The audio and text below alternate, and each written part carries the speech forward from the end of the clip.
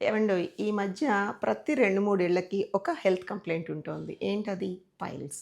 So, పైల్స్‌కి one of the reasons ఏంటి అంటే, నాకివాళ తెలిసిందండి. బికాజ్ నేనెప్పుడు ఎవరన్నా పైల్స్ వచ్చింది, ఇట్లా సర్జరీకి వెళ్ళాము అని అడిగితే, రీజన్ ఏంటి అంటే, ఏమో రకరకాల రీజన్స్ వేడి చేస్తే అని కొంతమంది, ఇంకా జెనెటికల్‌గా అని కొంతమంది, అట్లా డిఫరెంట్‌గా రీజన్స్ చెప్తూ ఉన్నారు.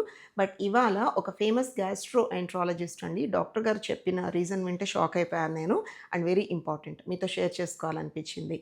మనకి పొద్దున్నే టాయిలెట్‌లో కూర్చొని ఫోను చూసే అలవాటు ఎక్కువైపోయిందండి. పాతకాలంలో ఈ ఫోన్లు రాకముందు బుక్స్ చదివేవాళ్ళు కొంతమంది. న్యూస్ పేపర్స్ చదివేవాళ్ళు. అదేమంటే మాకు పనవ్వదండి అది లేకపోతే అని సరదాగా నవ్విస్తూ ఉండేవాళ్ళు పెద్దవాళ్ళు. సో, ఇప్పుడేంటంటే చిన్న బుడ్డ బుడంకాయల నుండి పెద్దవాళ్ళ వరకు టాయిలెట్‌కి వెళ్ళినా లైక్ పాటీకి వెళ్ళినా సరే ఫోను లేకుండా వెళ్ళట్లేదు. ఇంకా ఫోను చూస్తూ వాళ్ళకి పని అయిపోయినా సరే వాళ్ళకి తెలియట్లేదనమాట. గంటలు బయట నుంచి నేనైతే మా పిల్లలకి కూడా ఈ పిచ్చి హాబిట్ ఉందండి. బయట నుంచిని పిలిచి బాత్రూమ్ లైట్ ఆపేస్తూ ఉంటాను, అరుస్తూ ఉంటాను, గందరగోళంగా ఫ్రెండ్స్ వచ్చారని అబద్ధాలు చెప్తూ ఉంటాను. అప్పుడు బయటకొస్తారు. So, one of the reasons for piles ఇదేనండి. అలా మనం ఎక్కువ సేపు ఫోను చూసుకుంటూ టాయిలెట్ సీట్ మీద కూర్చుంటే బాడీ కింద భాగం మజిల్స్ అండ్ టిష్యూస్ ఎఫెక్ట్ అవుతాయంట.